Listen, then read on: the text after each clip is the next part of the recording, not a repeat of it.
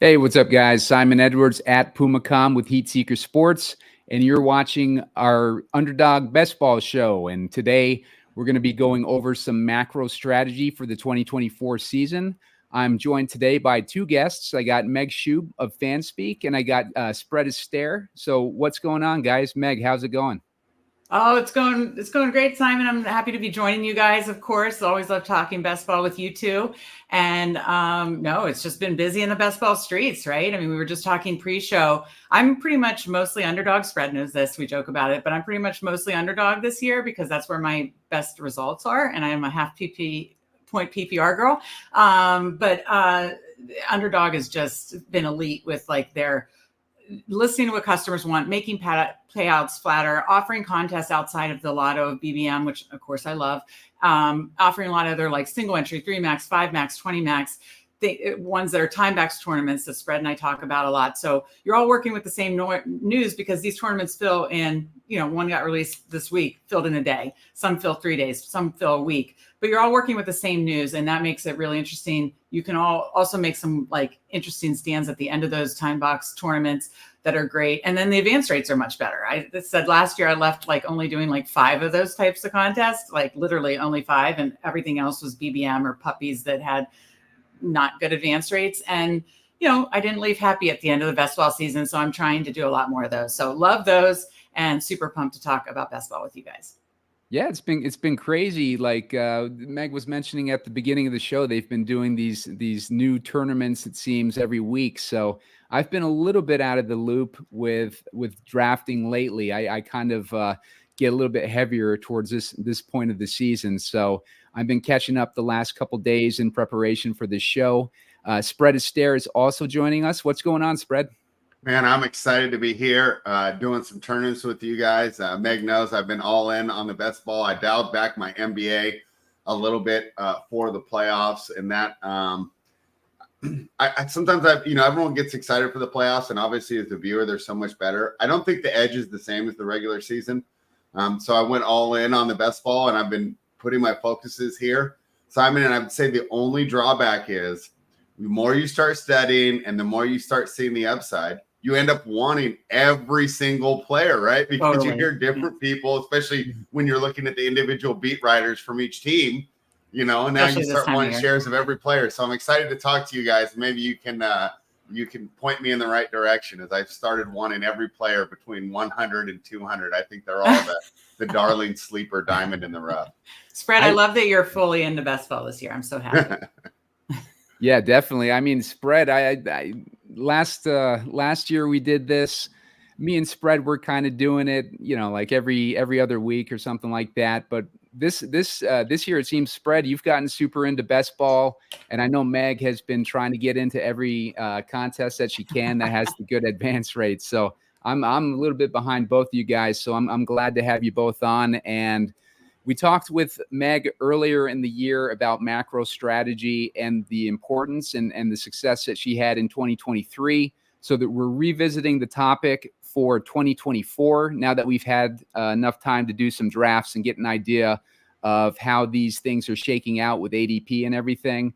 So it'll be good to get into that conversation. Before we do that, make sure to sign up for an Underdog account. They are doing a new special, a new deposit match now, where they'll match you up to 50% for up to $250. So if you deposit $500, then you'll get $250 in a deposit match. So that is something that's much better than what we had before, where it was only a $100 match. So this is a 50% match. You have to put in 500 to get 250, but that's a great deal. And you use the promo code SEEK, SEEK, to do that, and they'll hook you up. So that gets you about 250. That gives you 10 entries into Best Ball Mania if you choose to go that route with it.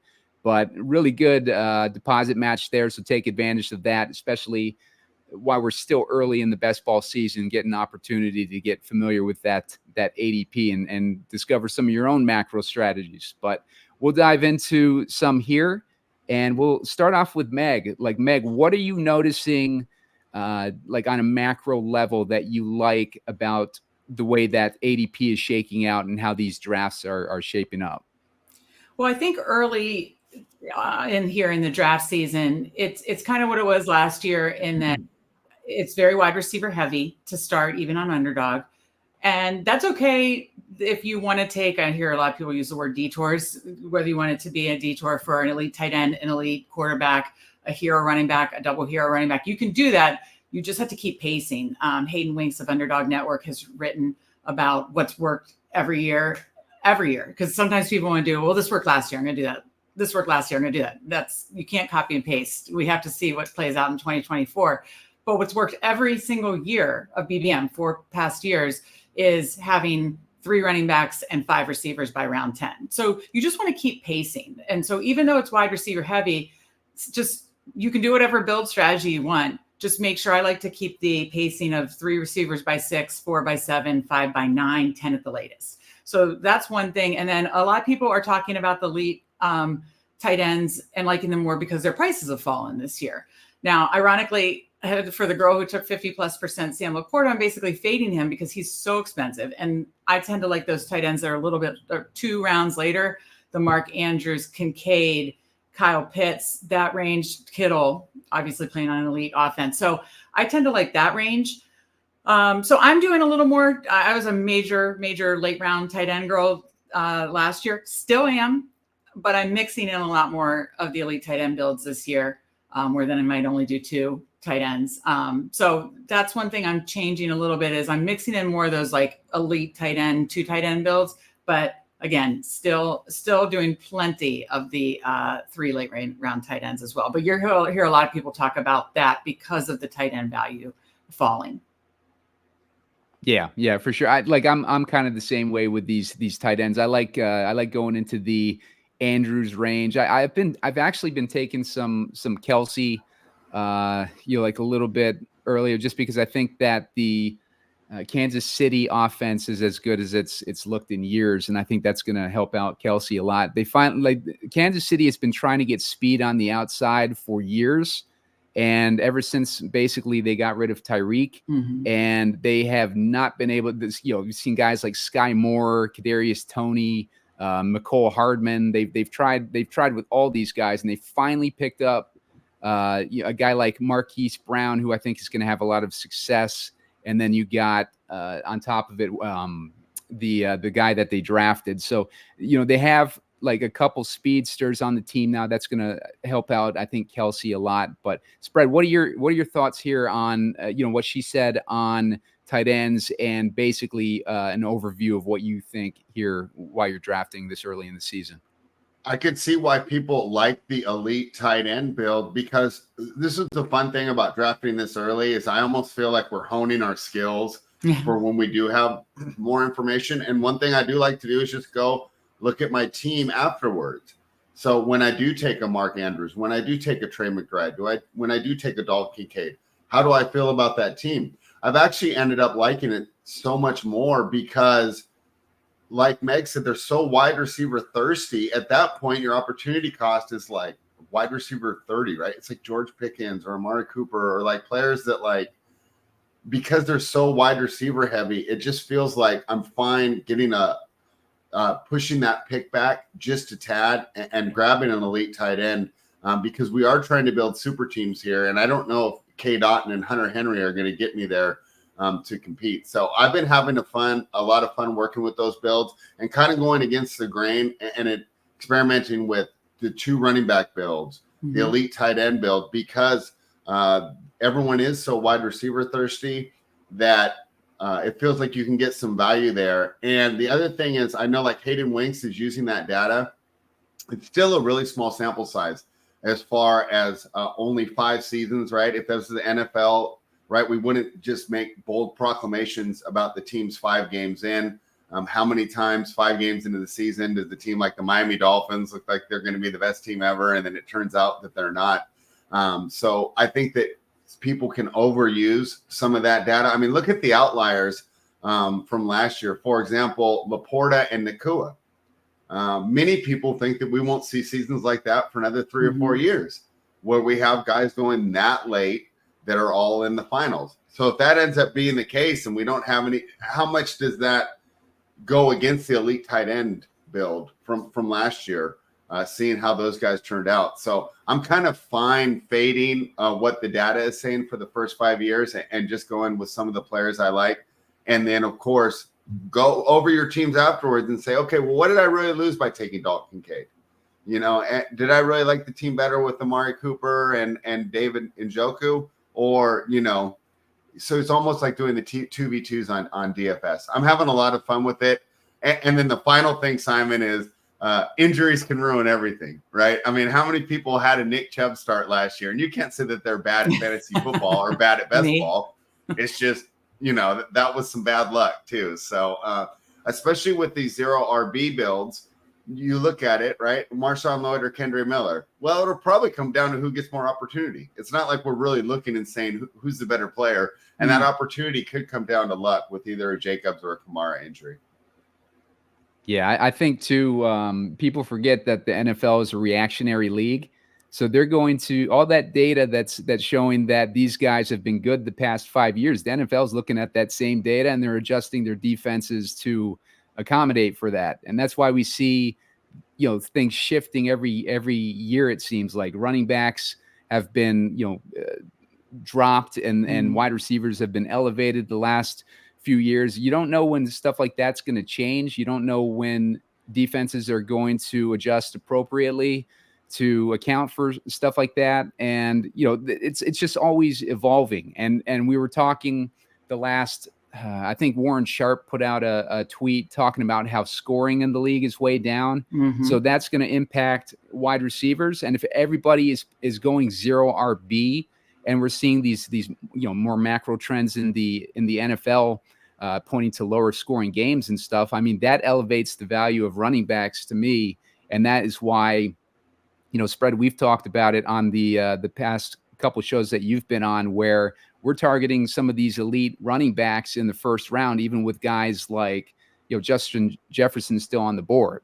You know, like, I just think that there's some value there with these early running backs like Bijan and Breece Hall and obviously Christian McCaffrey. But Meg, what are your thoughts on that and the situation with these elite running backs that we can pick up early? Yeah, I had a couple of follow-up thoughts on that. First of all, no matter what build you love this year, kind of do what you guys are both saying is I always say diversify your portfolio, both on your players and your strategy builds, because you guys both kind of just said it. We don't know what is going to be the 2024, the play out, right? Like last year, elite quarterbacks failed, elite tight ends failed. We don't know. Maybe this year they will, maybe they won't. Like you said, running backs have been pushed down, receivers have been pushed up. Maybe all three of maybe Saquon too. Maybe all four of McCaffrey, Bijan, Breece Hall, Saquon have these elite seasons, and you're like, ooh, I definitely wanted to take one or two in the first two. So we don't know. And the whole point is, I think it is good to look at the data and draw conclusions, but I will say, as far as your whole entire portfolio, and that goes from these early drafts, like Fred says, as we're sharpening our brains to make ourselves better, all the way through late August till it closes. I would just say diversify your strategy portfolio, because we do not know which one's going to work. And I know a couple best ball people have talked about, maybe you'd want to lean in. I know Peter Overs has talked about this. Maybe you want to lean into the 0 RB a little heavier in August, because that's when we knew about Kyron Williams last year. That's when you're going to know more about the clarity of the running back twos. So that's what I'm doing in a spread. I think is similar in that leaning more into the anchor RB, double anchor RBs now. And that can even be kind of a sliding scale. It doesn't have to be in the first two rounds. You could get a Bijan and a Derrick Henry in the third round, or a Bijan and a Breece Hall and Josh Jacobs. And that could still be a double anchor running back situation. And then, so I'm doing more of that now, of anchor or double anchor running back, still making sure I get my receivers before it thins out. And then I'll lean more into the 0 RB in August, when we have that information. I think that is a very smart call. But again, diversify your whole portfolio from now until August of your strategies. And then what I'd say is, again, as Spread and I talked about, and you said too, I think it is good to get this running back value while we can. I would say that I do agree with the 4 receivers by 7 or the 5 by 10, just because I saw a draft when we were just in a FanSpeak draft, and I saw a guy that just went heavy on like multiple elite quarterbacks, tight ends, and maybe 3 running backs. I don't know. Whatever the case was, by the 10th round, he was taking Rashid Shaheed as his 3rd receiver. Now, I love Rashid Shaheed this year. I absolutely love him as my 5th receiver. So that's the point. You know what I mean? That's the point, is you will fall behind that. They call it a wide receiver avalanche. And if you watch a lot of best ball content, the avalanche is real. So that would be my other point, is I agree that like make your own stands on the data, and we don't know what's going to play out this year. But I will say, do whatever build you want. I have successfully built many double running back builds that I really, really love. Like Spread says, that I go back and I'm like, wow, I really like that. And I still get 5 receivers by round 10. So I would say just keep that pacing so that you still feel really comfortable with your 5 receivers, or you'll get fallen behind where you're just taking total flyers, and that's just a little risky. Yeah, I like that. Spread, what are your thoughts? It comes down to your room as well. If you watch that wide receiver avalanche happen, some of the fun parts is you can grab those running backs below ADP and then just watch as the guys stay on the board. And you can get I kind of view the draft between 0 to 100 and 100 to 200. Yeah. So if I'm watching my room go all wide receivers, I kind of know that between 100 and 200, I'm going to get whoever I want, because they're going to have to be filling in, right? If you see a guy ahead of you going 1, 2, 7, 1, well, you're probably going to have your pick of wide receivers. He's not going to snipe you from there on out. So it's so fun how you don't need to have a set strategy. You can see how the room goes and adjust it there. One of the other things I'm looking for is, it seems to me that there either goes a QB run early or a tight end run early. So I try and figure that out. Is this going to be a QB avalanche, or is it going to be a tight end avalanche? And you can kind of adjust for there, because one thing I think that I didn't understand last year that I'm understanding this year is that, so let's say I reach, right? And I reach to get Lamar Jackson and Mark Andrews. The problem is, if I do make the finals, there's going to be someone who got that by it falling to them. And they're going to have a 3rd round wide receiver while I have a 6th round wide receiver competing in them.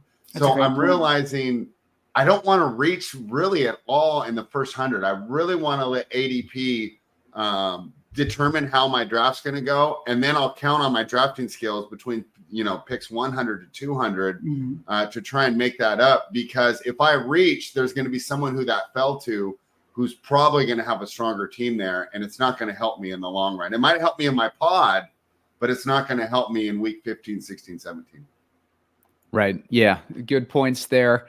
And, one thing that I've also noticed with quarterbacks, last season, people were drafting quarterbacks super early, and it was a trend. Like, they were getting drafted in the 2nd, 3rd, 4th round for those elite quarterbacks. But it seems like the quarterbacks have fallen way off. Before we get into quarterback analysis, make sure to hit the like button on the video. Looking for 20 likes to put out a video on the Chargers, the Los Angeles Chargers. I put one out already on the Atlanta Falcons, doing a breakdown of what my thoughts were on the Falcons and where they're going with ADP and if they're draftable or not. Going to do the same thing with the Chargers. The Chargers are a much better value. Now that we're getting into quarterbacks, I'll start off with Justin Herbert, who I think is a tremendous value right now. People seem to think that Gus Edwards and J.K. Dobbins are going to be running the shit out of the ball. And we're talking about a 29-year-old Gus Edwards and a J.K. Dobbins that is coming off back-to-back seasons with a ACL tear and an Achilles tear. Just because Harbaugh tends to run the ball and Greg Roman tends to run the ball, but they've never had a quarterback like Justin Herbert before. You can argue Lamar Jackson for Greg Roman, but Harbaugh at least has never had a quarterback like Justin Herbert. And that's one thing I'm doing, my digging into Harbaugh's history. He has had success elevating quarterbacks throughout his career.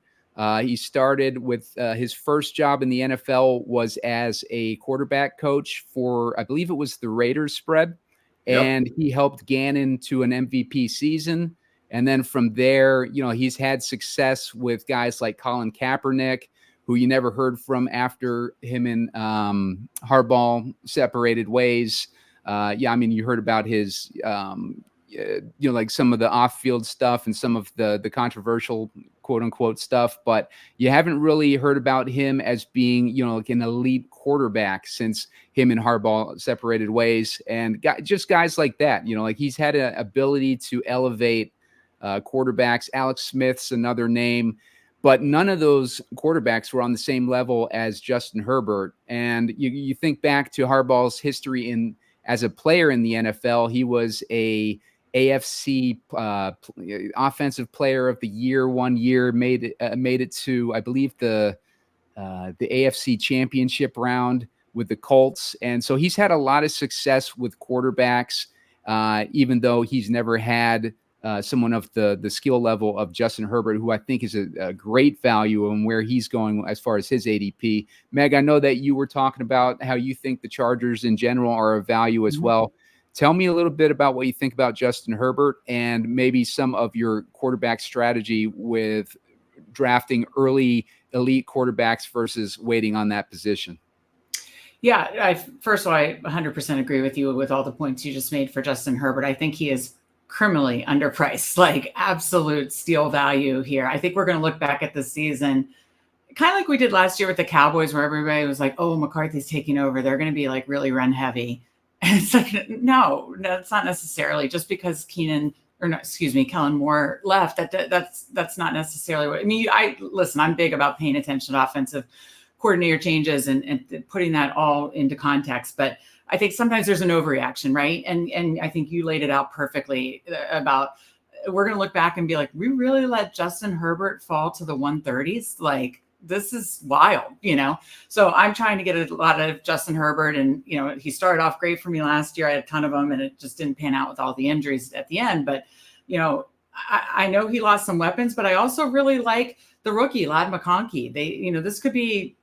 I don't think it's crazy to say that he could be one of the top rookies in this class, even though this class is loaded, absolutely loaded with elite rookie talent, because he's stepping into potentially that absolute slam dunk wide receiver one role for the Chargers. I still like Joshua Palmer too. So I don't mind trying to get a double stack with Herbert with Palmer and Ladd McConkey. So love the Herbert, love the Chargers stacks. I think they're incredible value. As far as like the elite QBs versus the mid and late round QBs, it's hard for me because I like them all because, to your point, yeah, last year we had to pay second round capital on these elite QBs, and now they're falling to the third round, sometimes even the fourth round. I mean, as Spread said, sometimes you'll see a run go on everything else, and the quarterbacks all fall to the fourth round. You're like, what? This is crazy. So I do like taking advantage of that and getting a good, probably more elite quarterback exposure than I did last year. This is really similar to the whole tight end thing. I'm going to do it more than I did last year, as in I'm going to have more elite quarterback exposure, but it's not going to be all elite quarterback exposure. Why? Because I see a ton of value in the mid-range. And in that, if you count that from like the 7th, 8th round with like Dak and Love and that range all the way through to that, like that Justin Herbert range, honestly, all the way through to that like Kirk Cousins range. He's going in the 130s. So, so many quarterbacks that go in between like Dak and Love. You've got Purdy, Tua, Cousins, Herbert, the list goes. You have the rookie, both rookies that go early there. You have, I could keep going. The quarterbacks are loaded in that mid range. So I like that. And then I don't mind a lot of late quarterbacks too. You have Will Levis and the Brian Callahan offense coming over that I think is going to, and they brought tons of weapons for him to set up to succeed. So I'm huge on the Titans value stack. I don't mind going back to the Baker well, especially I'm very high on Mike Evans. If I get Mike Evans, I'm looking at a Baker stack. Don't mind that. We have the quarterback whisperer, Dave Canales, going over to the Panthers, and then the Panthers bring in weapons to try to help Bryce Young. Could go back to that well. So there's a lot of late round guys that I like too. So I'm really mixing up my strategies, and that leans in for me to do the 3 quarterback thing, which I like. Because again, I'm not just doing it to protect injuries, which by the way, we have had 68 quarterbacks like the last couple of years play. So it happens, there's chaos every NFL season, whether it's benchings or injuries. So I am doing it for that and bye weeks and floor plays and all that stuff. But what I'm really doing it is if I can get that team, I think it does help advance rates to the 3 quarterback build. But if I can push a 3 quarterback team and have a high advance rate in the playoffs, then I have 3 quarterback stack options week 15, 16, 17. Last year, week 15, you know who the top quarterback scorers were? Jared Goff and Baker Mayfield. And I said this in a show I recently did. Could you have gotten there on a 2 quarterback build with one of them? Sure. But are you more likely to hit that on a 3 quarterback build? Yes. And that's the whole thing is in the playoffs, you really have to hit the nuts quarterback stack. So having 3 stacks, just to my interpretation, again, of the data is having 3 quarterback stacks gives me a better chance to hit that nuts stack, and hitting that nuts quarterback stack is usually what's going to push you through the next round of playoffs. So that's my very long way of saying I like the value on the elite quarterbacks. I love the mid-range of quarterbacks. And there's even plenty of late quarterbacks that I like too. Yeah, I think quarterbacks is going to be a big piece of the puzzle. If you can nail which of those tiers of quarterbacks is going to be the one that hits. But Spread, what do you think on the situation? To Meg's point, if you're going to do 3 quarterback build, which we might disagree on a lot, Meg, but we're hand in hand on that one. You got to be balanced early, because you can't get into a spot where you need those running backs. Or, you need a tight end when they're going off the board. So if you're going to go 3 quarterback build, go balanced early. Let's go back to your question about the Chargers, Simon. I like the Chargers. And you know who I'm fine staying away from, actually? The wide receivers. You talked about Harbaugh's success with quarterbacks, but you go and look. Harbaugh never had a good fantasy wide receiver, right? Kaepernick was great. If you look at those fantasy years where the 49ers were doing well. Crabtree, who was one of the number ones then, actually was not very good fantasy-wise because he does run the ball a lot. He distributes the ball a lot, and there's a lot of dump-offs to the running back. So when we talk about quarterbacks that I'm okay, like not stacking, Herbert's actually one of those guys where if I can't get a correlation, I'm not as worried. Whereas with some other quarterbacks, I do really want the correlation. So I'm fine staying away from some of the wide receivers and just getting Herbert and the running backs. Yeah, I'm going to add to that too. If you want to stay away from the wide receivers, Hayden Hurst is on the team now, and he is a guy that was drafted by Greg Roman in the first round when Greg Roman was offensive coordinator with the Ravens. Ended up being Wally pipped by Mark Andrews, and we saw what happened with Mark Andrews in that offense. But the fact that Greg Roman, he has a history with tight ends. He was a tight end coach. He was on the decision-making team when they drafted Hayden Hurst in the first round. And then, after that, Hayden Hurst just had some bad luck. He's been on a couple shitty teams recently, and now he's with the Chargers in a great situation. We're seeing it in camp already, the connection that he's forming with Herbert. So if you're looking to get away from those wide receivers, I think Hayden Hurst is going to be a sneaky tight end to draft. The other guy on the team is Will Dissly, but I think he's more of a blocking tight end. And I think with the lack of wide receiver weapons, we might see a lot of 2 tight end sets. What do you think of there, Meg?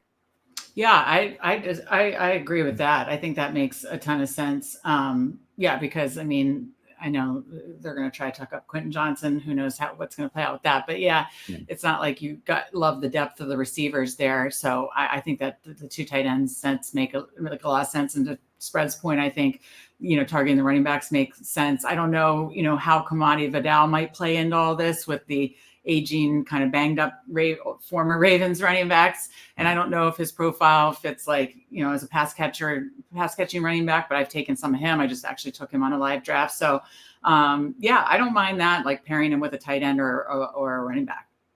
Yeah. And you know what, when I was doing my research on the Chargers video that I got coming up, that's where I started digging into Hayden Hurst. And I was like, ugh, Hayden Hurst. And then, I start seeing these notes in camp about how he's doing really well with Herbert. And I was like, okay, so maybe it does make sense. And that's why I'm thinking, I'm going to be having some exposure to Hayden Hurst in those late rounds, especially when he's free, yeah.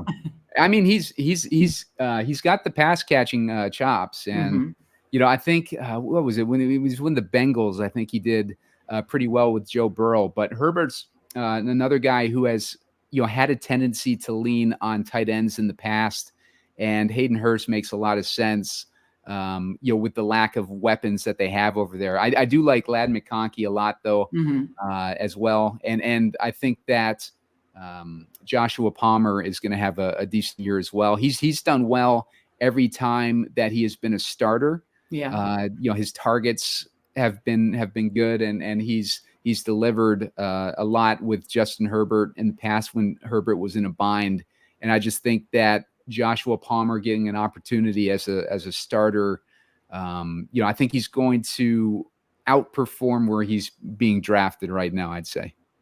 Well, I agree with that. And I would also say, it just popped into my head, Spread was talking about the time back. We were both talking about loving these time box tournaments. Talk about a guy who's not going to be owned in the time box tournaments. You draft like Justin Herbert and Hayden Hurst. I bet Hayden Hurst is like barely going to be owned. So you carry a Hayden Hurst to the finals in one of these time box tournaments. These are the kind of guys that I'm talking about, like, don't be stupid, just do stuff that makes sense, that could happen, that is like definitely in the range of outcomes. And you take a Hayden Hurst in the 18th round. I don't know, Spread. I mean, don't you think he's probably going to be like under 10% owned in these time box tournaments? I would say even less than that. And that's a great point. And I think when it comes down to it, I want, as each round goes lower, that's where I want my exposures to be less. So my first round, I'd like to have even exposure on all 12 players, right? They're all good players. So you want a piece of them.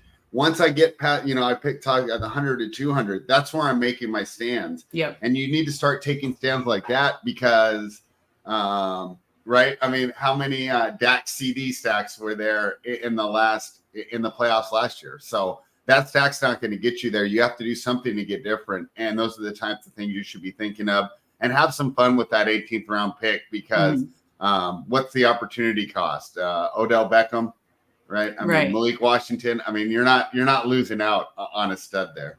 Yeah, whatever your stand is, especially in these time box tournaments, it is okay to make a stand there. I've done once or twice. I'm not going to do this a lot, but what if Sam Darnold is last year's Baker Mayfield, and JJ McCarthy is so young? Everybody's drafting JJ McCarthy in like the 14th round. What if he doesn't play this year because Sam Darnold is okay, is good as keeping them in? They're still in the playoff. They're not going to bench them if they're in the playoff race. And I know the NFC West or North is much, much better this year, and that's a whole conversation for Spread in the betting market streets. But like, what if he keeps them competitive? And JJ McCarthy, I mean, this is a young guy. He's their future.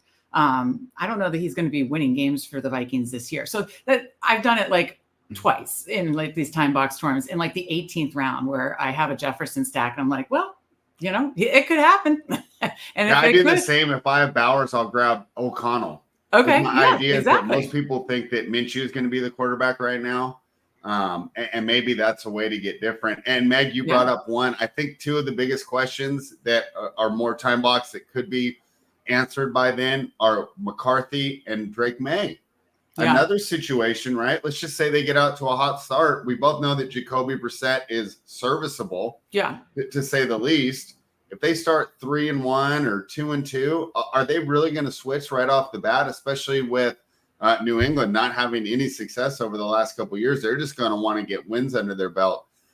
We might have a much better idea in August, and all those Drake May stacks might be no good if it looks like, Brissett could have 8 to 9 weeks of the starter at least. Right. Yeah. So I think before we jump into a draft, I just want to go over some value here that we might be seeing in these first 10 rounds or so. Guys that I'm noticing, I'll lead off with a couple of mine, is Travis Etienne. I think he has top 5 upside at the running back position. He's currently being drafted at ADP of 42. That makes him the RB10 off the board. I think there's a lot of value there in Travis Etienne. And Patrick Mahomes, he's an obvious one, but he is going pretty late, because I think people have kind of started to think of him as more of just being on a defense team with a great defense.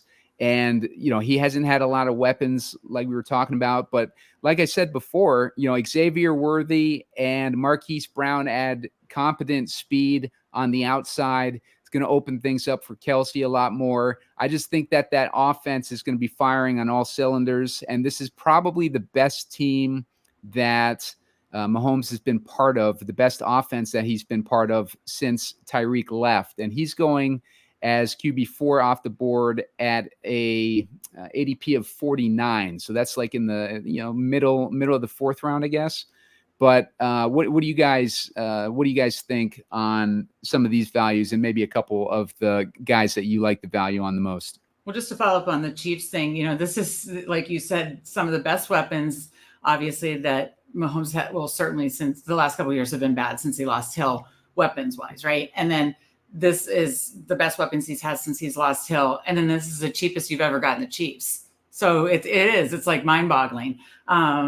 Yeah, I'm trying to get definitely some Chiefs stacks. I do like it more from the perspective of, because again, I like those tight ends. It's like slightly later than Kelsey, but I like it more from the perspective of both Marquise Brown and or Worthy, either one or both with Mahomes. They kind of all go in the same range, so it's kind of hard to double stack them. But I definitely like at least one with Mahomes, because that's to get like a Mahomes stack in like the 4th and 6th or 5th and 6th. That is like so cheap. We had to pay 1st and 2nd round for a Chiefs stack last year. So when you think about it in that context, yeah, I love that. I like the Jaguars all around this year, so I like ETN. I'm definitely taking my shares of him. One of my favorite value stacks as like a whole entire team, and I've kind of alluded to this, is the Titans. I just think it cannot be understated what a coordinator change or a coaching change does for a team. And, and this goes for honestly like the Falcons too, but like the Falcons, the Titans, you're bringing over Zach Robinson and Kirk Cousins to this Falcons and just elevating that offense all around. Love that. And then to the Titans, Brian Callahan coming from Bengals, we're expecting them to be higher pace, higher pass volume, brings in all these weapons. I don't think they used Ridley correctly last year in Jacksonville. So hopefully the division rival can use him well. They say there's quotes about Callahan saying he wants to use them like Chase, not just like throwing these deep shots on the boundary. So, I think every single Titans guy is underpriced. Obviously Will Levis and Chigakonkwo later, but you've got Ridley and Hopkins going in those middle rounds too late, in my opinion. Pollard or Tajay Spears too late, in my opinion. I think it's all massive value on the Titans. I think I'm not going to say they're this year's, Houston Texans, but I certainly think they can absolutely outperform that ADP if they stay healthy. Nice. Spread, what are your thoughts on the Titans and maybe a couple of your thoughts here on value? All right. Yeah, I agree with Meg on the Titans and the Chiefs, so I will just let it stand. She said it very well. I want to talk about Travis Etienne. At the beginning of draft season, you guys can find it and clip it. I was higher on Josh Jacobs than Travis Etienne. And now I've flipped. I have flipped on that. Etienne's a little younger, and I expect the offense to be better. And maybe it's because I believe one coach and I don't believe the other. So I believe Matt LaFleur when he says we're going to run Marshawn Lloyd a lot because I look at his track record. Mm-hmm. Well, even when Aaron Jones had way more juice, he still made sure to get A.J. Dillon the ball. Aaron Jones was by far the best running back in that backfield the last 3 years, and he never got that huge bell cow style thing. So as much as I love Jacobs, and I think he could be one of those playoff performers where he doesn't even have to get that good a season, but then you get the Lambeau late in the year, and he gets a big game on the ground. But I think the Jaguars really are poised to have an offensive breakout this year. I believe that Trevor Lawrence was playing with an injury last year. I think he's going to look a lot better. So when we talk about late value quarterback ranges, he's another one that I think that we could be looking at. And I also don't know if I believe Peterson when he talks about Tank Bigsby, right? Because basically we saw it last year. He talked Tank Bigsby up all last preseason, and we didn't get very much out of him here. So I think that Etienne, I'm moving up in my rankings because I believe he has a better chance to have that high usage that we're really looking for in fantasy. And that's one of the things that's funny about fantasy that's different than betting. We're not seeing which player is better. We're seeing which player is going to get more usage. And in that case, I think it's Travis Etienne. Yeah, I agree. I just think with Etienne, you mentioned Tank Bigsby, and if Tank Bigsby is not a threat, we're looking at Etienne, a guy who can catch the ball, like a guy who can run. He's proven himself time and time again, and he's just set up like we see, Bijan or McCaffrey or any of these guys that we see going in the first round that have those elite workload opportunities. I think that Etienne is right there with those guys as far as potential opportunity if things break his way, and that he's going as the 10th running back off the board is kind of surprising to me. And I just think that, him in his fourth year now, I think he's capable of pulling, like a top 5 running back number. Yeah, no, agree. I'm definitely, he's definitely in that range where if you're taking, whether he's your first or second running back off the board, I like it. Yeah. So before we get into a draft, I guess we'll do the draft next, guys. Just a reminder to hit that like button. I'm looking for about 20 likes so that we can trigger that Los Angeles Chargers video, and also make sure to subscribe to the YouTube page. Hovering around 500 subscribers there. So, like trying to build it up. It's tough to build up your subscribers during the off season, but get us some subscribers heading into the regular NFL season. We can do a lot of these showdown videos that we had a lot of success with last season. And yeah, so let's take a look at jumping into a draft here. Reminder to sign up for an Underdog account using the promo code SEEK. They are now doing matches up to 50%, up to $250. So if you put in $500, you get a $250 match from Underdog, which is really good. So spread, it's going to be me and you jumping into drafts. You want to do it on the count of 3? Yep. And we're doing Best Ball Mania, right? Yep. Best Ball Mania. Okay. 3, 2, 1, jump in. Hopefully we get the same draft. 9 more to start. Okay, good. Okay. Yeah, so this has been an interesting season for this early in the year. Drafts have been filling up really quick. In the past, we might try to jump in and we'd be talking for another 5 minutes, but now it seems like these things are just filling up so quick. And it goes to what Meg was talking about with all the options that you have for drafts right now. So yeah, it's really good time to be drafting on Underdog, and they just keep being more and more innovative with the types of drafts that they're coming up with as well. Meg, how early do you think Best Ball Mania is going to fill? Because it could be August. I think, well, usually they try to push it to like a couple days before the season, and in the very, very early September, like right around Labor Day or right after Labor Day. When you say August, I think it could be, but it'll be end of August. What they're doing by feeding us all these other good tournaments, right, is like it keeps you off of just totally. I think they're going to need to. They're going to, the rate that it's filling up is wild. It's wild. It's amazing. It shows that best ball where it's going, and that it is like just going to the moon and everything, as the kids would say. But no, it truly does. I mean, there is such a appetite for it that they could keep feeding us these tournaments and BBM's still going to fill. And then they have those other 3. So they essentially have like 4 tournaments that are probably going to take till end of August to fill. And that's BBM, weekly winners, your fave, the sprint, which is probably the sprint, and then the marathon. So it's those 4, like, the flagship tournament, the weekly winners, which is totally different style. That's obviously like best ball meets DFS.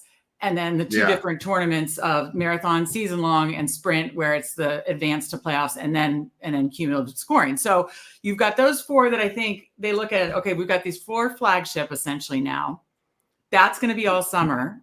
And then they're probably watching the pacing and they're like, oh, they're feeling too fast. Let's feed them some more. And it's a beautiful thing for them because it keeps us happy as drafters, and they're making more money. And then think about it. Then there's going to be more winners. Oh, I won the hound dog. I won the poodle. I was third in the Dalmatian. You know, you're going to have more people because, you know, when I watch streams, and it's like, you know, I have interacted more with the Fantasy Dog Pound. His name's Pat. He does streams like 5-6 days a week.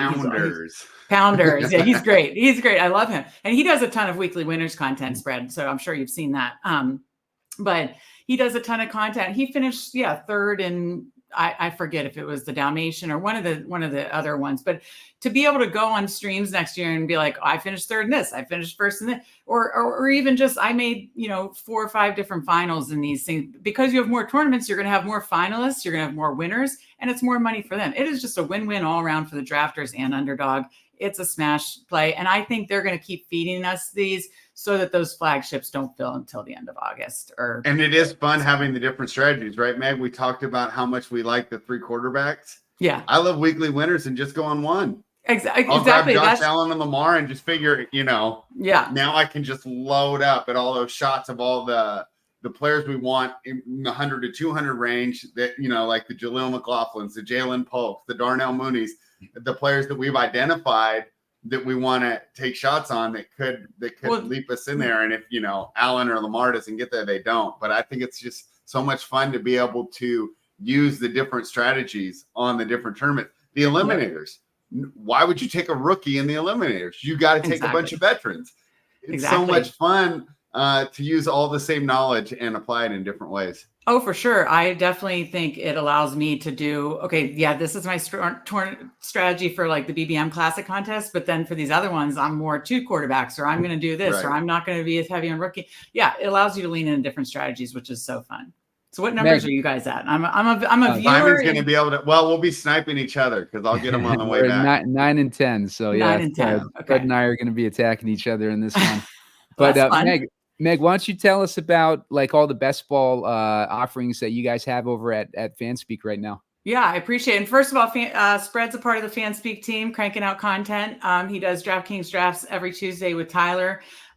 He's going to get one of these beautiful shirts soon. He's happy to have him along on the FanSpeak team and cranking out content. So yeah, we have on the FanSpeak network, 4 to 5 live drafts every single week, basically Tuesday through Friday at a minimum. And then we're also mixing in at least one, and probably soon at least 1 to 2 strategy shows every week too, because these live drafts are awesome. But like you said, we just talk strategy. That's important too. Talking through strategy is super, super, super important too. So we're mixing in strategy shows and then all free articles on fanspeak.com. Absolutely free. Right now, Steve's rankings are free. That probably will be changing next month. But free articles, rankings. And we're going to be offering more. We're planning a best ball guide at the end of the summer or in August. So lots of fun stuff coming. Again, all free on fanspeak.com. And then check out all of our shows, live drafts, and strategy shows on FanSpeak Network. Yeah, and what's the show on YouTube you're doing? You do a weekly. Is it weekly or is it a few times a week? The Friends of Best Ball. Yeah, Friends of Best Ball is we have different, like Spread is Tuesday, DraftKings.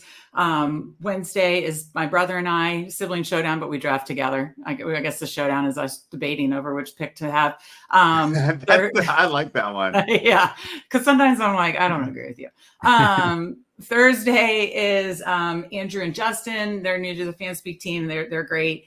They do underdog drafts, and they're probably going to start doing some strategy shows as well. And then every Friday, I do Friends of Best Ball. I just did a Friends of Best Ball episode live before this. And it was with Felix Castro, DraftKings Millie Maker winner from a couple years ago. He's awesome. He's so fun to talk to. And so it's fun to talk to a different best ball personality each week, every Friday. So yeah. And then CBS Sportsline as well. Yeah. I do contract work for CBS Sportsline. My rankings are on Sportsline. I write, articles on CBS, and I was just really fortunate to be able to join the, Adam Azer and the big crew this week on if you follow Fantasy Football Today on YouTube, join them. Hopefully I'll be able to do some more shows there this summer. And then I'll be doing work in season with CBS as well. But yeah, I think I'm the first best ball analyst for CBS. So they're kind of dipping their toes into best ball, and happy to be the first one to dip the toes in with CBS Sports. So it's really cool. So nice. That's awesome. And well, Spread, are you doing ESPN still? Are you doing specifically for FanSpeak, or what do you what else do you have on your plate? Yeah, right now, because I dialed back the NBA content for the playoffs this year. I was just burned out, so I took it off. We'll be returning to the ESPN show, but that will be for football season. Nice. So we'll be back up for August, and we only run through football season on that. And then, of course, I'm doing the shows with Meg and Tyler, and we're over in the DraftKings streets, right? And a lot of people, they don't want to slum it up with us over on DraftKings. But we talked earlier about different strategies, and I do that as well, Simon, for different sites. So, for example, for Meg's favorite team on DraftKings, I'll take some Austin Eckler. And on Underdog, I'm a Brian Robinson guy, thinking, he's going to be the guy getting the touchdowns. He's going to be getting the carries.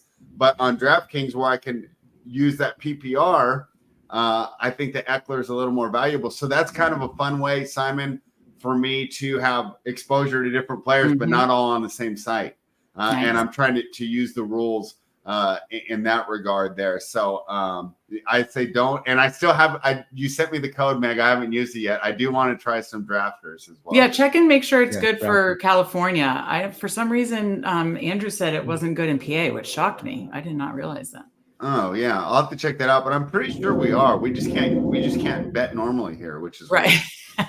Meg, I was drafting so much I had to go to Reno last weekend just to get myself to stop drafting for 24 hours. And I was almost tempted to drive to the border and log in and then drive back drafting. That's great. I love it. I love that Spread's fully a best ball guy. I haven't seen him. I haven't seen him like this before with it. He's all in, man. He's in more than an animal. I like it. I love it. Yeah. Simon, let's talk about your draft real quick here, because I left Jahmyr Gibbs on the board for you, and I wanted to talk to you about my strategy there. And we talked earlier a little bit, I hinted at it, the idea that, you do want to be unique. We talked about CD Amon-Ra, how many people had that last year. So one of the things I've done is start reaching in the second round in order to kind of just make my combinations a little more unique. So I got Puka Devontae, and I was just thinking, okay, I'm just going all targets there, right? Like who knows what happens, but maybe the top two target earners there. But I ended up, letting Jahmyr Gibbs fall to you, which I could regret it, right? Because we talk about players who have a chance to be number one overall, and I definitely think he's one of them. I know you have a pick to make right now, but what do you guys think of that strategy of maybe reaching a little bit in the second round? And the idea is you'll have a more unique combination if you do end up being correct on your player takes. I love it. Yeah. Sorry. Go ahead first. You're on. I absolutely have just started really focusing on that heavily Spread. I 100% agree. You don't want to look back in draft season and be like, you can kind of know who you're getting at the turns, right? If you have one or two, you're probably getting McCaffrey or Lamb. And if you have 11 or 12, you're getting, a lot of similar guys too. So you just don't want them to all be the same combinations. And so mixing up those combinations, even though it may not even align with your rankings or ADP, who cares? You want to have diversify. We talk about diversify your portfolio of players, diversify your portfolio of strategies, diversify your combinations for sure, whether it's to be unique or just so you're not screwed if somebody gets injured and it craps all your teams. You don't want to have like a great Garrett Wilson team and then you draft the same guy every 60% of the time with Garrett Wilson. Right. It seems like Garrett Wilson, Marvin Harrison is going to be a pretty popular combination. Yeah, because that hurt me. Like those guys go together all the time. I took Chubb last year so much in the second round, and I'm sure I was taking him a lot with similar guys, right? And that just killed those teams. So you just don't want to, mixing up those combinations, I think, is very smart. Yeah, I'm on the same page there. I think that there's enough guys on the same level in the second round, so it really, it's really not going to hurt you picking a guy further down the ADP chart in the second round to make sure you're diversifying your team. I think there's a lot more benefits to diversifying your team than there are with trying to stick with ADP in that round. Let's see. And I've heard people talk about, and I agree with this in the best ball space, that the second round is really flat. Like you could make a case for a lot of these guys, and maybe even the third round, but especially the second round, you could make a case for a lot of those guys to be like, oh, this is the guy you wanted in the second round. So I think mixing that up, whether you're at the top half or the back half, makes a lot of sense, because yeah, we don't know who's going to actually be the top guy or two in that round. So I mean, really, like, what's the difference between Stephon Diggs and Chris Olave? As far as, obviously there'll be a difference when we're done, but for right now, like, what can we use? I mean, I can make arguments for both, right? I mean, if I want to say, oh, you should take Diggs, I'd say, well, Stroud's way better than Carr. Can't argue with that. Yeah. I mean, as much as we love Olave, he hasn't done it. We're still betting on potential with him. Right. And we've seen, I know they're going to say all the right things in camp, but is he on the same page as the quarterback?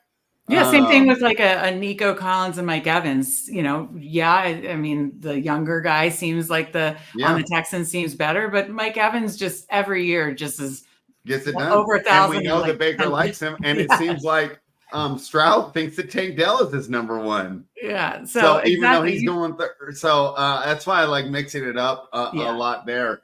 One thing I'm working on, as you see, I went Kelsey and then ETN. I think old me might have tried to reach for Mahomes, but now I'm realizing I got to just hope that he falls to me, because if I would have reached for Mahomes, someone else is going to have that Mahomes Kelsey combination with the stronger player in between. So I took the player that we were talking about, Simon. I hope you weren't looking for him, but you had Gibbs earlier. So I took Travis Etienne, and that's going to be my hero running back here to mix with all my second string flyers, right? Because it feels like the great strategy here, and that's where luck's going to come involved, is to try and get that second stringer that ends up being the first stringer, whether it be Ty Chandler, Marshawn Lloyd, Kendre Miller, even Bucky Irvin, Trey Benson, Blake Corum. There's so many of those second stringers that I think are going to end up being the difference in this tournament. Problem is, we don't know who. We do not know who it's going to be. Is it going to be Corum? Is it going to be Benson? Who knows? Yeah. Hey, going back to that second round, Meg said something about the second round being flat. It's like the True Detective line. It's a flat circle. So that's a good. The second round is a flat circle. We got to make that meme with McConaughey looking all weird with his hands. Let's see. But I ended Xavier Worthy at pick 50, huh? Yeah, I mean, he's going to keep going earlier. Yeah, Trey McBride fell to 48. That's where the ADP value comes in, because he could be competing against the guy at McBride at 30. Is the third spot? Oh, is the third spot player IQ? Yeah, no, player Q. Is it player Q or player? It's player Q. I think it's Neil Warfield. I think he does a stream every day at 3:00. I've watched him before. I think we're on a live stream. You guys are in a live stream, in his live stream. That's pretty funny. Oh my gosh, I'm gonna look right now on YouTube. I've been doing pretty horrible in this draft because I've only got one Brown Hurts stack, right? What's that? Yeah, he's on right now.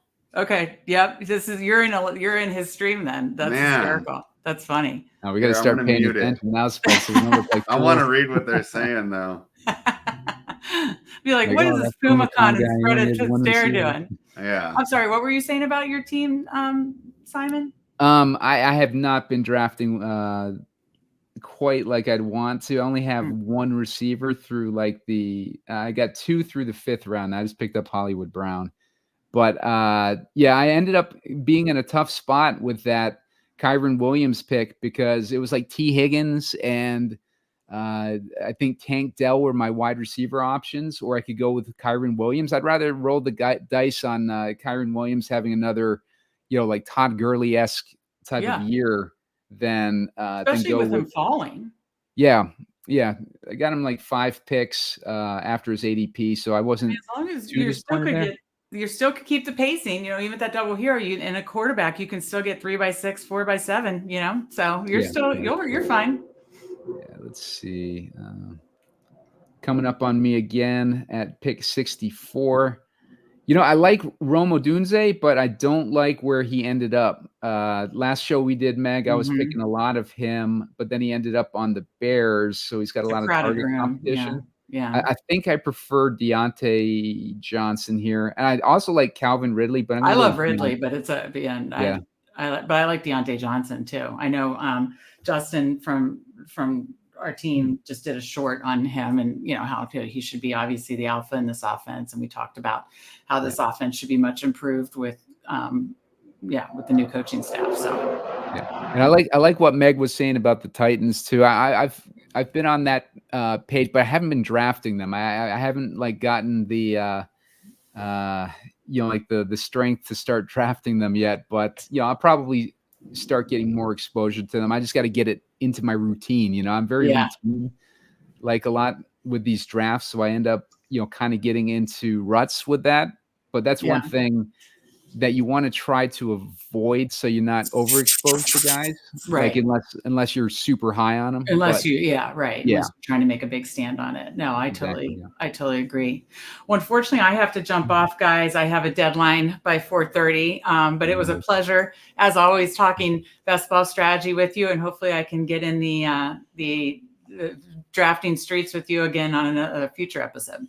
Awesome, sounds good. Thanks for joining, Meg. Absolutely. Good luck with the rest of your draft, guys. I'll have to watch Neil's stream later to see your cross streaming. I know. I can't wait to listen to it while I'm at work tonight.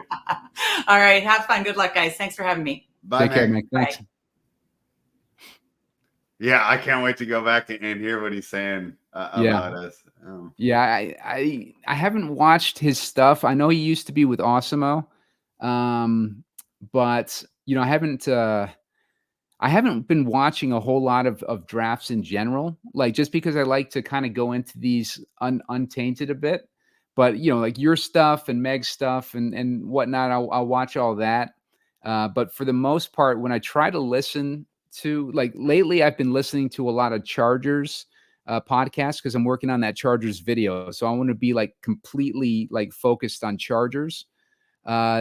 So reminder, hit that like button, get us to 20, and I'm going to that's going to trigger me motivating to actually put that video together. I've got all my research together and started getting all the kinds of stuff like that together, but I'm just waiting to to get motivated to actually edit the video. And I think the Atlanta one, I don't know if you saw that spread. I think that came out pretty good, and I think it makes a lot of sense to. In that video, I was talking about fading the Falcons. Like they were hyped up very early in this offseason. They started to rise too high in ADP. Drake London in the second round does not do anything for me. Like if he was in the fourth round, like he was like earlier in the season, then he's perfect. But in the second round, like high second round, I just can't do Drake London there. What are your thoughts there, Spread? We talked about that second round, and it's just all minefields because everybo's so wide receiver heavy, right? It's the fear of missing out. But the thing is, you're leaving other elite players on the board to grab the 10th best wide receiver. We've talked about players that we're betting on all potential. Drake London's another one.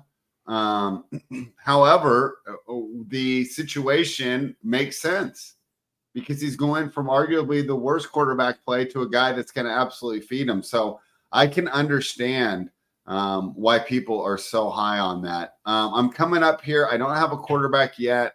Kyler, you're up right now. Where are you going? Yeah. You're 1, 2, 3. I don't like my situation at all, because there's no there. Like I think the having him Neil in the he might. I don't know if he's doing a live stream, like, but those guys. He's on right now. I pulled it up.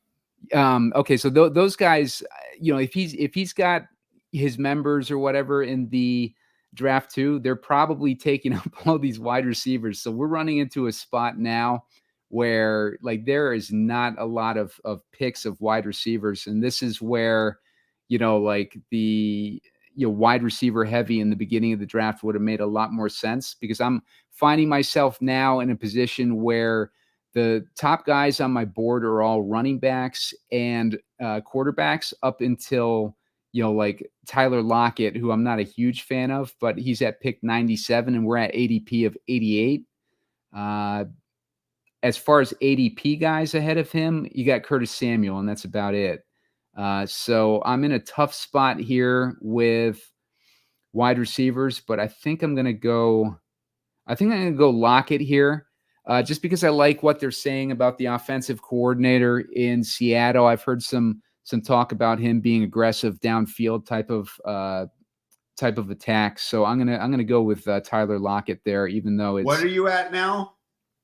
Right now I have AJ Brown, Hollywood Brown, Deontay Johnson, and Tyler Lockett as my receivers. I got Jahmyr Gibbs, Kyron Williams, and DeAndre Swift as my running backs, and then I have Jalen Hurts.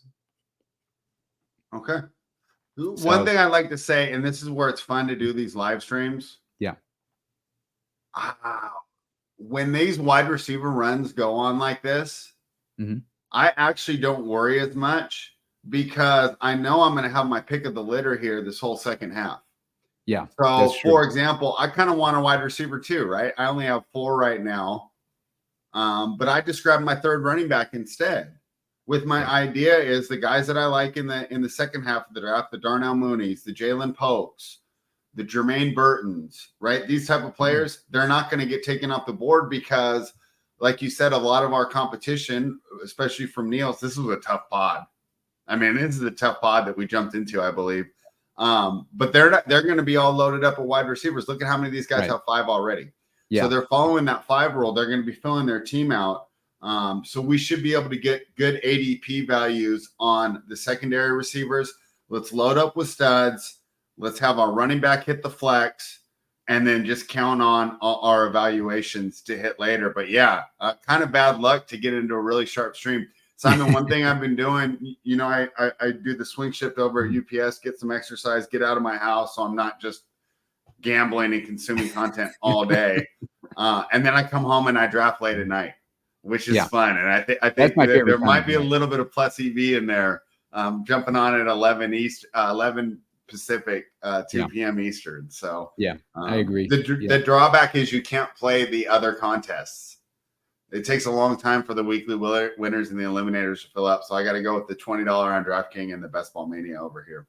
Yeah, that makes a lot of sense. Yeah, and I'm the same way. I like drafting at times where I think it's going to be more chill in the draft room, where I'm not getting into a situation where all the wide receivers have dried up already. Yeah, I'm thinking for that Dalmatian, since it's $101 dollars. I'm going to try and go like Saturday night between 8 and 9 Pacific. Yeah. So it's between 11 and 12 East Coast time, and maybe get a little bit of an edge there, but we'll see. I like that. I don't know how much of an edge there is. I don't think there's that many non-sharp people drafting right now. Do you see what I'm saying? Like if you're drafting best ball in June, you're probably pretty dialed in with the communities and the proper strategies. Yeah. But it also seems like the winners come from earlier in the year. A lot of my friends go, it's too early to draft. I go, yeah, but you're not going to get these ADP values. Like, for example, a player I absolutely love is Jaleel McLaughlin. If he's announced to be the starter, how much does his ADP go up? It might go up 80 spots. He's like in 160 right now. He might be where Javonte is in around 90s, right? Is there buzz on him being a starter, Spread? No.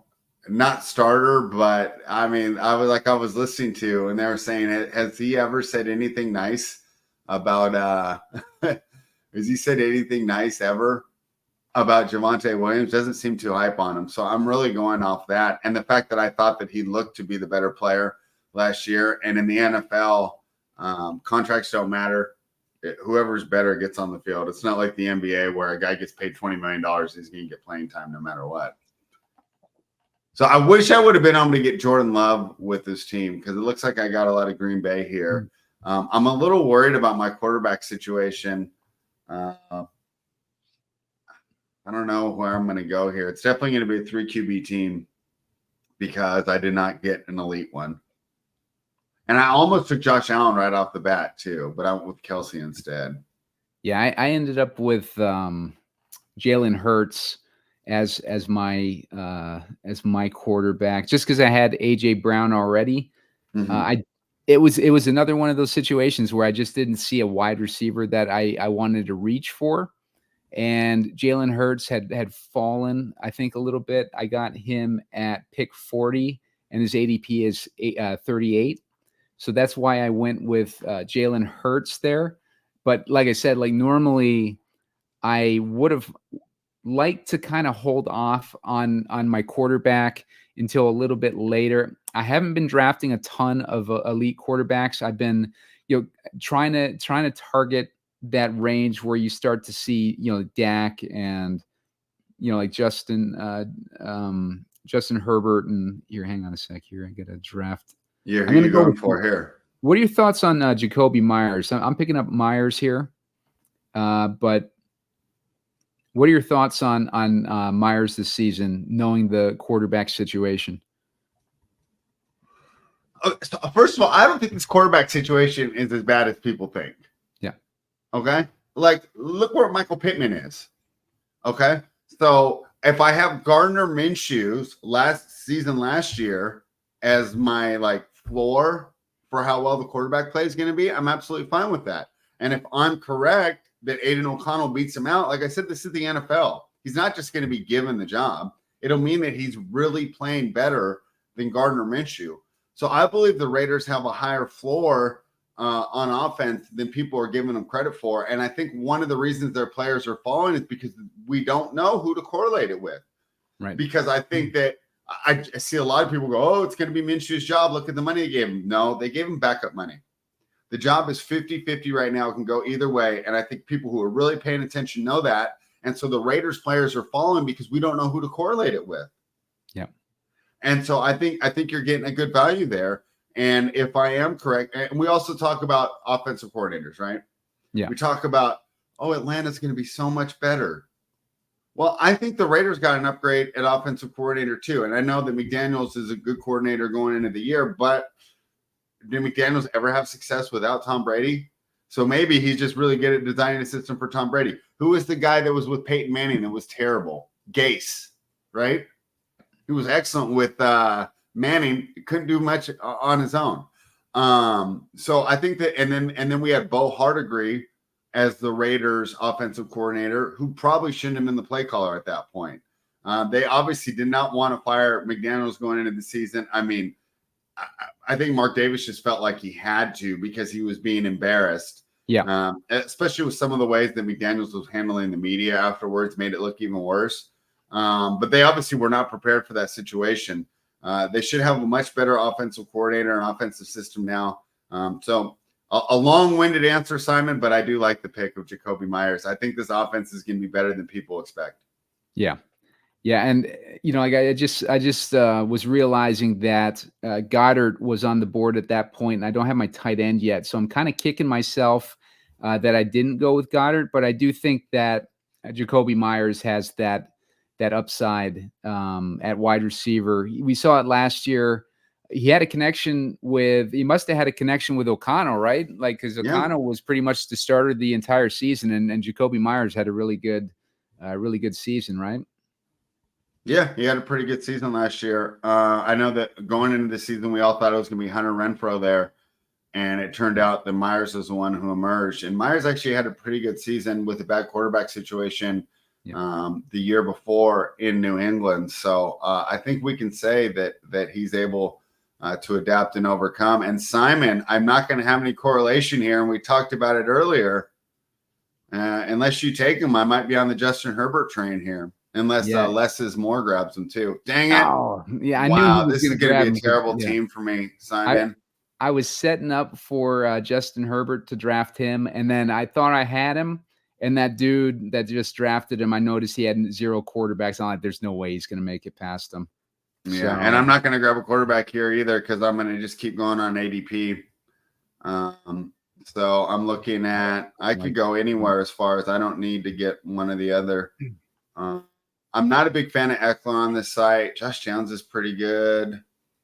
I'm looking like I'm going to have Stafford. I'm maybe looking at some of these later stacks. I don't know how much Leggett. I can go there. I don't really like any of these running backs here. I guess because I might be getting some Bryce Young, I'll grab Xavier Leggett. I ended up with Jahan Dotson who I like him. Yeah, I like his situation this year. Again, though, I should have like taken a tight end there because there's still a couple good ones left. But Dotson, I just think getting him in the 11th, 12th round is a pretty good value. So I ended up going with him. But I think now, and I'm going to have to reach for a quarterback on this next pick because it's just too desperate. I can't. Yeah. Well, let's see. Yeah. I'll just reach. Yeah, you look like you were setting up for Jordan Love. Did he get? Were you trying to set up? But see, I was just risking it. I was hoping Mahomes fell. I was hoping Love fell. So I'm gonna reach for Stafford here, but at least I have a little bit of correlation with my first pick, and then now I can feel a little safer about grabbing.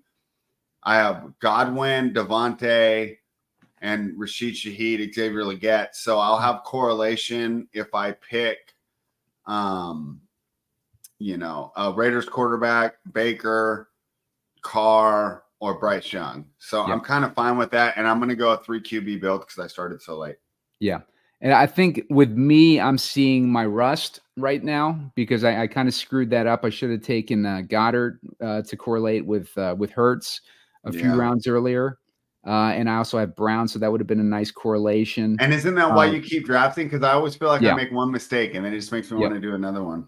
Yeah, especially when you're jumping into a draft room, and like us, like we're talking through everything, and then sometimes you can miss what's going on in the draft room. Next thing you know, like you're in a situation where like, oh shit, I only have one wide receiver through 5 rounds, and then like everything just kind of snowballs from there. But I should have drafted Goddard when I had the chance instead of Jacoby Myers. I reached a little bit on Jacoby Myers. So if I had grabbed Goddard there, I still would have gotten Dotson a little bit later on. So I think that would have made a lot more sense.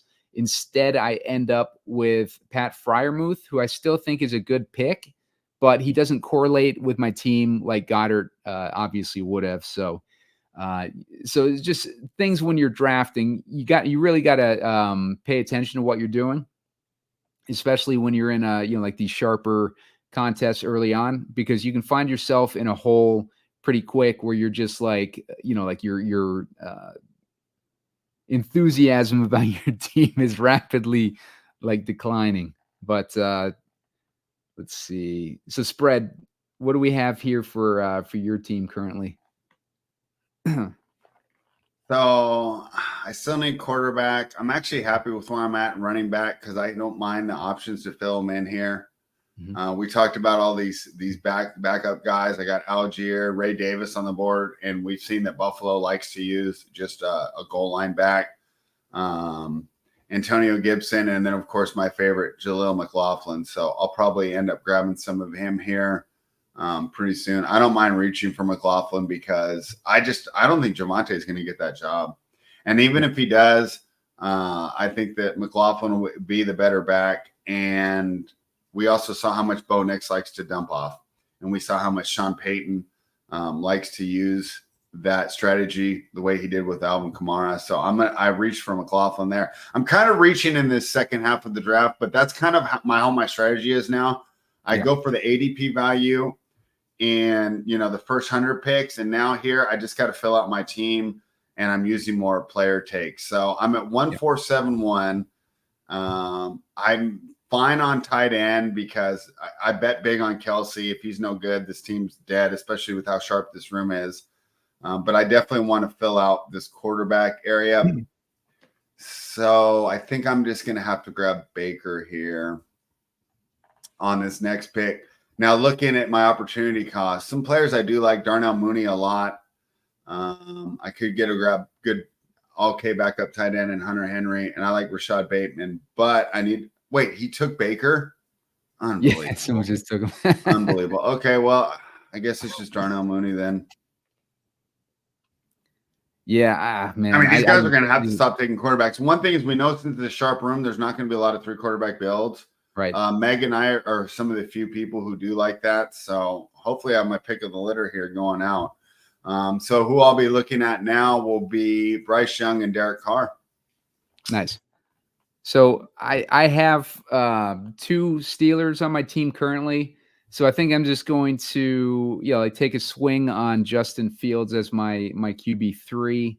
Even though I have Hurts and Watson already, I think if I have Fields, if Fields ends up, like paying off, I could be, like if it ends up, making it that far, I would be set up pretty different with Hurts, Watson, and Fields as my quarterbacks. Even though I just hate the rest of my team. I think I'm probably good on receivers for right now. I think in those mid rounds, the rounds 5 through about 10, I grabbed a bunch of them and caught back up with my wide receivers. Now I need to start looking at running backs again. I need to start looking at my tight end situation. I'll probably end up. This is the situation where I'll probably end up drafting a Hayden Hurst because the tight ends have dried up pretty quickly as well. Like we're looking at Isaiah Likely, Chigo Konkwu, Noah Fant. I do like Noah Fant. Who's your backup quarterback? My backup my quarterbacks right now are Hurts and Watson. Oh yeah, so you don't have the Cleveland tight end either. I just usually like to correlate when I'm going on those like tight end deals. Yeah. I do have Freiermuth though, so that's where that Justin Fields, Freiermuth correlation comes in. I think I have Freiermuth, right? Let's see. Let me just double check.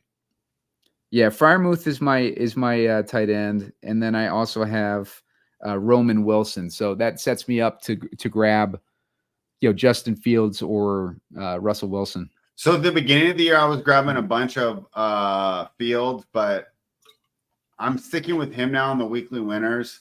And I think in your situation, I would grab Russ. Yeah, that makes sense too. All right. Well, I don't know if I want to reach for these quarterbacks here, the ones that I'm targeting. Oh my gosh, Bryce Young just went off the board. This room is crazy. All right, I'll just reach for Derek Carr on my next pick. I mean, this is ridiculous. It's like it reminds me of like when I played poker and they used to say table selection is more important than your strategy. Yeah. I feel like we're in like the sharpest room here, Simon. I'm like the only one without a badge. Yep. Normally we can sleepwalk through these things, but this one's like just like everybody is just has the same strategy, it seems like. So let's see. I'm coming up. Let's see. I don't hate Deontay Foreman because I don't like who's Ford. I don't like Ford. So I do like Deontay Foreman as an option at a running back. I'm going to go with Chuba Hubbard here because I'm not buying that the rookie is going to recover from his ACL and go on a tear for Carolina. I don't know what's the rookie on Carolina's name. Spread is escaping me right now. Not Blake Corum. Xavier Legette? No, like the rookie running back. Brooks, yeah. Like we see a history with NFL level running backs come off these ACL tears, and it takes them, like at least a year to recover, like an entire like season after they come back to recover. So it's very rare for a running back to come back the year after a ACL tear and tear it up. So I just don't understand why people think that Jonathan Brooks is going to win that starting job when Chuba Hubbard was actually having a somewhat, like respectable season last year. It's not like they're just going to give it to this rookie. You know what I mean? He's going to have to earn it. Here's the reason why Jonathan Brooks is so popular. The idea is that he'll take over the job and you'll get him for the playoffs. So what I like about your pick there, and I noticed you went Cade Otton next. I mean, that's actually a great value on Otton. Yeah, I think so too. I think Chuba helps your advance rates. Yeah. Even if that scenario does, which does seem pretty likely, right? I don't think it's far-fetched, the idea that like, hey, Chuba does most of the work and then, they turn it over to the rookie towards the end of the year. But I think that's really going to help your advance rate, because I don't know what pick it was, right? But it's 100 something. And you got the guy that's probably going to start for the first 5 to 8 weeks. What other starters are you getting that late in the draft? None. None. Here's another case against Jonathan Brooks. We see it with the rookies. Not only is he coming off that ACL tear, but he's not going to have like a whole lot of work in the beginning half of the season. So he's going to be coming in, he'll be coming in fresh towards the end of the season, but he's also coming in with no NFL experience. You know what I mean? Like, so I just don't see this rookie coming in. And if Chuba Hubbard is doing well, let's say best case scenario, Chuba Hubbard is doing well throughout the season, like how is he going to lose his job to a rookie with no reps? You know what I mean? Like, even though they drafted him early. Well, I guess my counterpoint would be is the running back is the easiest position. Right. You just hit the hole. It's a lot of instinct. It's not like being a quarterback or a wide receiver where things can be more advanced or and supposedly he's going to have way more juice. Yeah. Now, one thing we can say against Brooks is obviously the NFL GMs didn't think much of this rookie draft class as far as running backs. Yeah. Because why did they sign so many in the offseason? We're living in the world of hashtag running backs don't matter. Right. Yet we saw more contracts this year for running backs than I remember in the last 5 years. Yeah. Yeah. Which to me said none of the GMs really thought that these running backs were that good. Right. Maybe that has to do with the depth of the draft, and they just don't want to use the second rounder on Brooks or wherever he went. But I like that Hubbard pick a lot. I really like him, especially in the weekly winners format, where I just get him those first 5 to 6 weeks that we're absolutely sure about, and then whatever happens, but I only need that one big spike week. So. We talk about players we expect to break out. I think one thing we should be thinking about is teams we expect to break out, and that's where the Titans and the Panthers, I think, are interesting bets. If the whole team turns it around, you're going to get some excellent opportunities there. And I do like the situation with the new coach on the Panthers. I think it's going to be in a much better spot for them this season. And the Titans have obviously been jacking up their team with these studs. So I do think that the Titans are going to have a turnaround. And on top of that, they got the offensive coordinator from Cincinnati now coaching the team. So you got like a couple teams with new coaches who are offensive-minded coaches. When you look at Bryce Young's situation, the guy was the first overall pick. He landed on a team that, has been mismanaged for the past, several years or whatever. They bring in Canales, who's had success in the past with Geno Smith. He's had success with Baker Mayfield, and now he gets Bryce Young. This is going to be a good test to see if Canales is legit, or how legit he is. Like if he's able to kind of turn around Bryce Young. So he's got a quarterback that had, first overall talent. So it'll be interesting to see if he can work his magic like he did with those other quarterbacks. Yeah, he's done an excellent job so far. That's another one, and I ended up not grabbing him. Usually I have some of the receivers too. I didn't get one this time. I think that the new offensive coordinator in Seattle is going to make a big difference. Yeah. So I think that we might be underlooking some of those guys. I can't remember his name, but he was at Washington University, and they ran a ton of 3 wide receiver sets. Yep. That went well. So we're all done. There was a comment. About your team?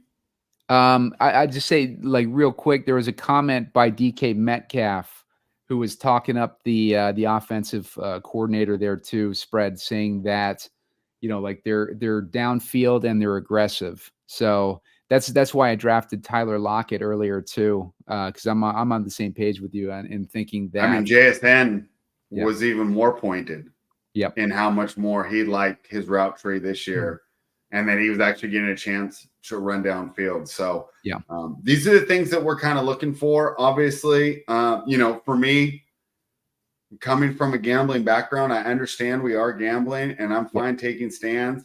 Right. And Seattle's a team that I'm kind of taking a stand on, where sometimes the stuff is reductive, sometimes it's simple, but new offensive coordinator, maybe getting away from the run first options that they did in the past, and we're going to see some more, I'll say, modern offense out of that team. And if so, DK is about right, but I would say Lockett, JSN, and Geno are all undervalued. I will go a little bit against Geno. I think Sam Howell is going to eventually win that starting role. Yeah, a lot of people think that, but I'm really surprised because I thought Geno was so good 2 years ago. He was, but again, like he was with Canales that year, and they got a new coaching staff in there, and they traded for Sam Howell. So, they made an effort to get Sam Howell, which, tells me that, he's in the running to be the quarterback. He may not win the job, but, I do like what he did with Washington. I know he threw a lot of interceptions, but at the same time, he was among the top or the leaders in passing yards.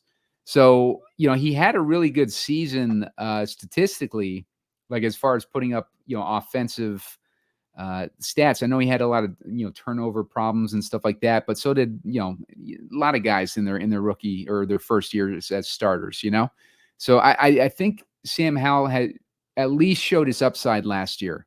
And if he's in an aggressive offense and they decide that Geno's not cutting it, then I would not be surprised to see Sam Howell get that role. And let's not forget with Geno too, this is a guy that was a journeyman who came to Seattle.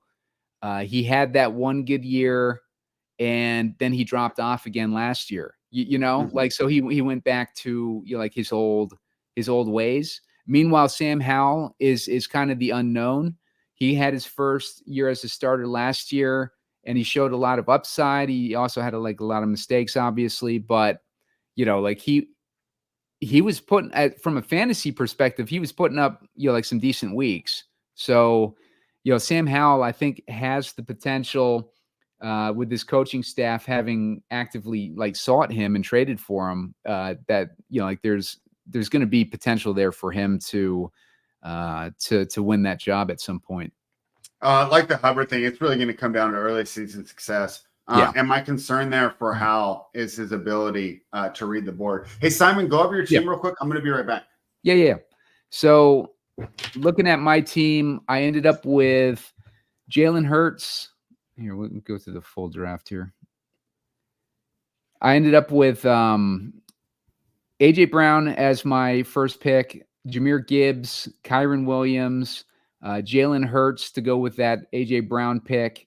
I went with Hollywood Brown, who I talked about earlier in the show. I think he's got a ton of upside. I think Deontay Johnson has a ton of upside too, and he's going to probably be the main weapon in that offense that Spread and I think is going to be improved under Canales as the head coach. DeAndre Swift, I grabbed. He's in the offense that should move the ball well and should set up Swift to have a decent season. Tyler Lockett, we just talked about how aggressive Seattle is going to be this season, so I like taking a swing on some of these Seattle receivers, especially the value ones. Joshua Palmer, as I mentioned with the Chargers, I like the Chargers this year. You'll notice there's not a lot of correlation with my team, just the way it ended up. Things didn't shake my way, so I was at that point I was just grabbing players that I liked as opposed to correlation. Jacoby Myers, I should have taken Dallas Goedert in that spot, but like Spread said, Jacoby Myers has got some upside, and he showed some chemistry with O'Connell last season. Jahan Dotson is a guy that fell off last year, but a lot of people were expecting him, including myself, to have his second year breakout last season. It just didn't. He fizzled out instead. But I'll give him another shot in the year 3 at pick 129. Pat Fryermuth was my first tight end. I like his upside. He had a down season last year as well, but they bring in new offensive coordinator in Arthur Smith, who has had some success with tight ends in the past. Deshaun Watson, I like Deshaun Watson's upside at 153 pick. Roman Wilson to go along with, and you know what? I forgot to draft one of those Pittsburgh quarterbacks spread. Yeah, that's what happens when you're on stream, right? Sometimes I watch these guys and I go, man, you should stream every single draft, right? I mean, it's cool, and I think this is a fun exercise. And to be fair, I think we would have. I don't want to be down on my team, but I feel like I'm drawing dead. I feel like this is a bad table, right? I feel like we just sat down with Doyle Brunson, Daniel Negreanu, and Phil Hellmuth all at the table. I'm reading their chat. I mean, these guys are up on things. Right. This was not a soft room. No. So yeah, I mean, like just around it. Like I don't like my team personally. This is one of my least favorite teams, and I'm embarrassed. This is the one that I put on stream. Oh my God, me too, man. And this is what we were talking about earlier when we noticed that when you guys noticed that we were on the stream. I'm like, oh shit, man! Like if we're gonna draft like these crappy teams, then we're gonna look like we're gonna look foolish on it. But like I hate my team. I kind of went into it, drafting Rusty. But like if you're watching from home, don't make some of these same decisions, at least that I made. But Spread, why don't you go over your team? Well, yeah, I'll go over my team, and I talked about it earlier. My background is in gambling, and I think that's what this is a little easier for me, Simon. I was thinking about it. It's like I've lost $3,000 in one day gambling. So for me to lose $3,000 over a whole summer, assuming that I don't do it all in best ball, it's not really that. I mean, it's just it's not going to hurt me like it would some other people. I think that aren't as used to the roller coasters as the world of gambling. I talked about it at the beginning of the stream, and this is the downside of doing that. I said I'm not going to reach for quarterbacks. I'm going to try and get an elite stack. And unfortunately, I feel for me, it worked against me. Now, who knows? Matt Stafford, Derek Carr, or Bo Nix is Rookie of the Year. I'm okay, but I don't like my quarterback room. Stafford is someone I want as my QB2. I end up having him as QB1. I'm really need a huge season from him. Derek Carr might be over the hill. We talked about Geno not starting at the end of the year. This could be a similar situation for Carr because I believe they were on the hook for him this year, but I don't think they're on the hook for him next year. So who do they get? Rattler? Ooh, that'd be rough, right? But he's another one. He might not even be starting at the end of the year. And Bo Nix, supposedly Sean Payton's the only one who had a first-round grade on him. So we'll see how good he really is. So I hate my quarterback room. Running back, I feel like I did okay. I screwed up because I wasn't thinking on that Tank Bigsby pick. So that was stupid. But Etienne, Aaron Jones, Najee, and Jaleel McLaughlin, I'm pretty happy about those. And the fact is I don't even have any Jacksonville correlation. I'm so pissed that I made that Bigsby pick. Wide receivers, I think I did okay. I got Puka Nacua, Devontae Adams. Those are huge target guys. Jaden Reed, the ultimate boomer bust, best ball type player. Chris Godwin, who I think is being underrated because of his lack of touchdowns last year. He only had 2. I think that goes up to make him a more valuable player. Dobbs, this team I screwed up so many ways. To not have Jordan Love or Trevor Lawrence here is disgusting. Rashid Shaheed, boomer bust player, but if Carr ends up being good, I'll be happy to have him because he's the clear number 2. And this is to the point where sometimes when I don't like the way my draft's going, I just try to up my exposure. I've been down on Leggett. Steve from FanSpeak believes that Leggett has a lot of the Quinton Johnston issues where he's a good athlete. That's really raw in his route running. So I figure, I'll jump my exposure there. I also was thinking I could grab Bryce Young and Jatavian Sanders for some late Carolina exposure. Yep. And then Bryce Young got sniped for me. So absolutely terrible. Travis Kelce, I was hoping Mahomes fell. That wasn't the case. And then I got Jawan Johnson there. So, I mean, this team isn't dead, but I'll tell you what, it's not one of my favorite teams. Yeah. I feel like the sharpness of the room really hindered me because I didn't get any huge ADP values that would make me, it's like my ideal draft is I get my player takes in there, I get my Jaleel McLaughlin's, I get my Brock Bowers, my guys that I love, and then I mix them with excellent ADP values. I don't feel like we got that excellent ADP value today. Yeah, I think it's funny, Spread, because we came into this draft like joking with each other about sniping each other's picks, but it turns out that like we got sniped by everybody else in the draft, and we ended up fluster drafting a lot of this. But it just kind of shows like you got to pick the right times of day to draft. You got to pick the right. You got to make sure that you have. Well, I think we just got unlucky.